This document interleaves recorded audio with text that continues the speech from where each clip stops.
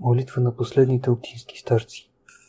Господи, дай ми душевно спокойствие да посрещна всичко, което ще ми донесе настъпващия ден. Дай ми все цяло да се предам на Твоята свята воля. През всеки час на този ден ме наставлявай и подкрепяй.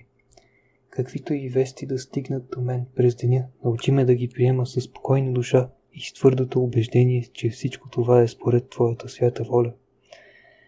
Във всички мои думи и дела ръководи мислите и чувствата ми.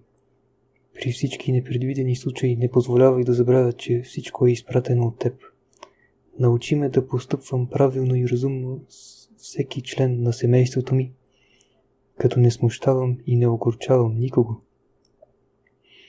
Господи, дай ми сили да понеса умората на настъпващия ден и всички събития през деня.